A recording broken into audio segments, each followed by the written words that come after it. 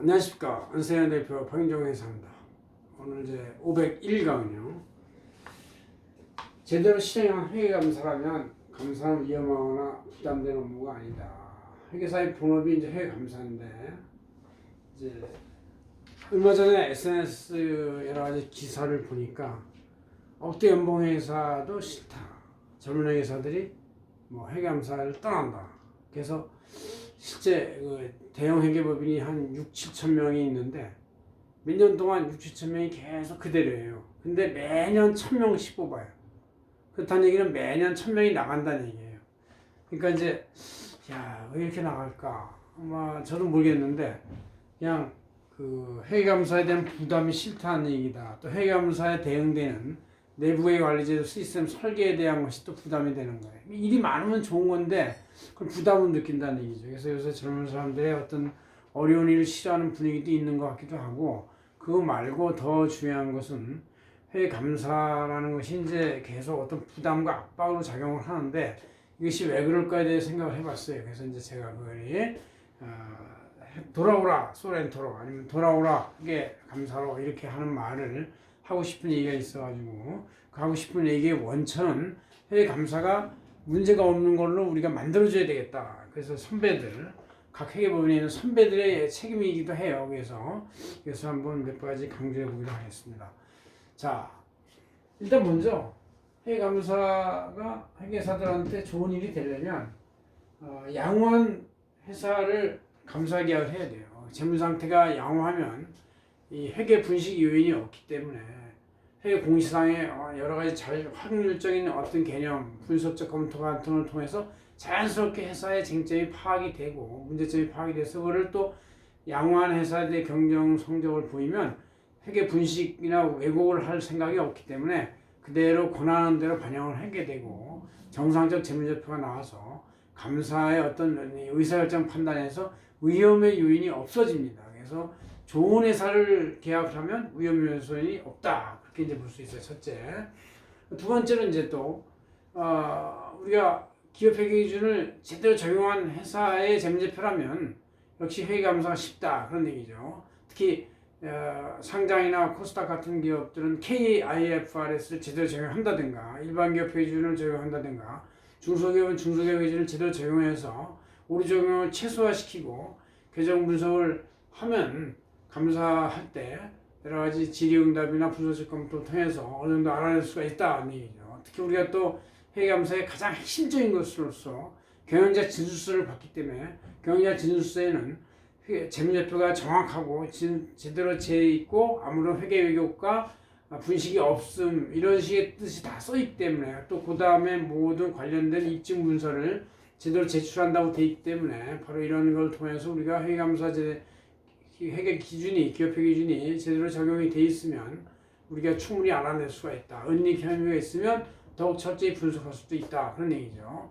그 다음 세 번째로, 우리가 일을 할 때, 회계사들이 초동 단계에서 회계가 현장 감사를 할 때 회계 감사 기준과 준칙대로 수행하면은 절대로 위험할 수가 없어요. 그죠? 기업 규모와 상황에 적합한 감사 절차를 원천적으로 적용하고 효율적이고 논리적인 감사 조서를 작성한다면 외부에서의 민영사 대응이나 행정 대응에 대해서 충분하게 방어 능력, 디펜스 능력을 구축할 수가 있고 그렇습니다. 그렇죠?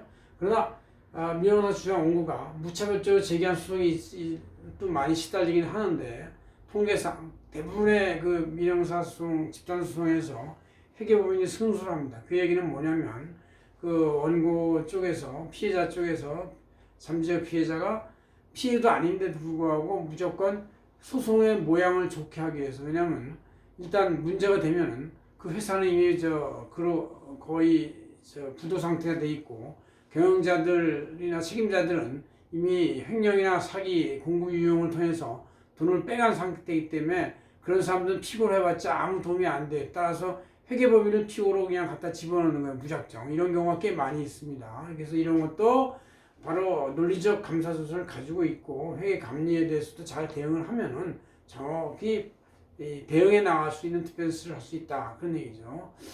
그다음 네 번째로, 만약에 현장 감사 나가서 문제가 있으면 적정유예를 주지 말고, 아직도 적정유예 90% 이상 너무 많은데 그렇지 않게 의견 변형을 한다. 한정, 부적정, 의견 거절을 방어할 수단이 충분히 있다. 그런 얘기죠. 여러분들이 보고 느낀 대로 문제가 있으면 문제 있는 부분에 대해서 한정을 하고 문제가 많이 있으면 부적정을 때리고 도저히 말이 안 되는 재무제표 의견 거절로 한다면 이런 회사의 재무 불량 상태나 이런 개선 문제, 결손 문제 이런 것들을 다 우리가 방어할 수 있다. 그런 얘기죠. 아니면 이제 의견 변형은 안 한다 하더라도 계속적인 강조 사항이나 교섭 불확실성 언급을 가지고 의견 문단 특기 사항으로 강조를 하면은 충분히 그 감사에서 나오는 외부의 암묵적 소송을 방어할 수 있다. 그런 얘기죠.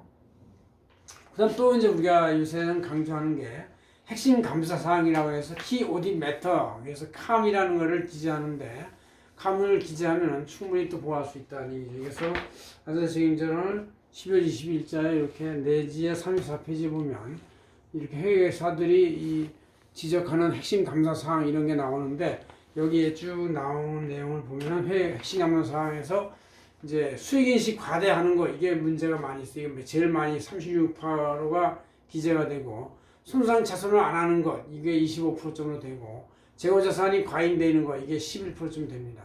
공정가치 평가에 대한 문제 8.3%, 재손충당금, 특수관계자, 연결지원법, 법인세의 그 개정에 잘못된 것, 사업 결합 문제, 충당부채, 개발비, 리스 이런 것들이 이제 많이 그 캄에 등장하는 소지이기 때문에 여러분들이 그 키워드 매터로 방어할 수 있다 그런 얘기죠. 이렇게 이제 5가지가 바로 이제 회계감사 현장 감사인 실무자들이 여러분들이 외분들한테 보고할 때 충분히 방어할 수 있는 소재가 되는 것들이 이거 충분히 설명하면 위에서도 받아들이고 회계감사가 위험한 업무가 아니고 충분히 이 안전한 업무가 될 수 있다는 그 과정상의 얘기죠.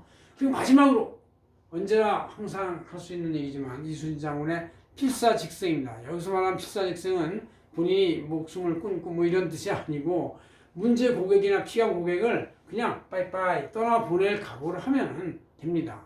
그냥 소신대로 감사하고 소신대로 감사한 것이 부정으로 저쪽에서 받아들이지 않으면 그대로 그 고객을 포기하는 것을 하면 그 포기된 고객은 어디를 돌아도 또 그쪽에서 또 거절하고 하다 보면 자기네들이 회계감사와 회계 규제에 맞는 걸 하는 걸로 반영을 해서 재무제표를 투명하게 공시하는 쪽을 만들어낼 수 있다 그런 얘기죠. 그렇지 않으면 우리가 필사직생을 통해서 공익을 보호한다. 우리도 살 수 있고 모든 공익을 살 수 있다 이런 얘기죠. 이거 말고 이제 회계감사 말고 또 한 가지 또 하나 스트레스 요인이 이제 기업가치 평가나 내부의 관리 시스템인데 기업가치 평가에서는 특히 이제 저희 같은 경우는 어떻게 하냐면 가치 평가할 때 결론도 쓰지만 결론에 같은 등가로 어떤 매출액의 그 가장 낮은 상태, 높은 상태, 미래 높은 상태 이런 그 여러 가지 매트릭스하고 또 이 영업이익률을 10%, 20%, 30%, 40%, 50% 이렇게 해서 여러 가지에서 매트릭스 개념을 가지고 여기에 가격이 그러면 작은 값부터 높은 값이 막 나와요. 결론에 어떤 중간 값이라 할지라도 이러이러한 전제가 있는 한 이렇게 된다라고 병시함으로 인해서 기업가치 평가도 그냥 단순하게 우리가 그냥 어떤 이제 미래를 예측하는 재활 공명식의 포춘 텔러가 아니라 우리가 어떤 기준에 의해서 했고 이런 기준이 그대로 과정이 달성된다면 조건부의 의견 표명을 한다면 그 가치평가도 충분히 잘못된 상황에 대해서 위험을 예방할 수 있고 가치평가를 악용하려고 하는 사람에 대해서도 충분히 공익보호 차원에서 우리가 의견을 가치평가 보고서를 만들어낼 수 있다. 그래서 우리가 이제 이 안세계법의 가치평가 보고서는 비교적 좀 더 상세히 그 결론 부분을 쓰는 걸로 방향을 선회했습니다. 그래서 가치평가도 감사만큼 위험하지만 위험하지 않을 수 있도록 그 문장이나 그 상황을 개선하면 된다 이렇게 생각하고 있습니다. 고맙습니다. 안세계 대표 행정위원이었습니다.